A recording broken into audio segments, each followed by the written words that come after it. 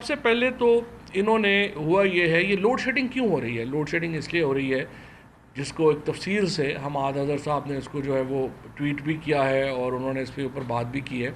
Load shedding होने की बुनियादी वजह यह है कि जो दो एलएनजी के सबसे बड़े इन्होंने सौदे जो नून लीग ने किए थे वो दोनों डिफ़ॉल्ट कर गए। चूँकि कीमतें ऊपर गई, एलएनजी में इन्होंने जो कॉन्ट्रैक्ट किया हुआ है उसमें इन्होंने हिसाब किताब अपना सही नहीं रखा, वो डिफ़ॉल्ट करके एलएनजी आपको पाकिस्तान में नहीं आई। उसके बाद आपने क्या करना था कि जो लोकल आपकी सिस्टम है गैस का उसको डाइवर्ट करना था आपने पावर प्लांट्स की तरफ, वो आपने नहीं किया। उसके बाद आपने क्या किया कि आपने पेमेंट्स करनी थी, कोयला जो था इंपोर्टेड कोयला वो महंगा हो गया है, आपने उनको पेमेंट्स करनी थी। हम 50 अरब रुपया पेमेंट करने जा रहे थे कोयले के प्लांट्स को एडिशनल, ताकि ये लोड शेडिंग ना हो।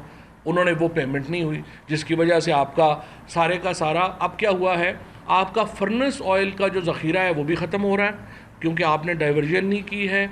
आपका जो कोयले के प्लांट्स हैं वो 1/3 पे चल रहे हैं क्योंकि आपने उनको पेमेंट नहीं की है। और ये एक बहुत बड़ा बहरान जो लोड शेडिंग का इस वक्त है वो हमारे सरों पर मुसल्लत हो चुका है।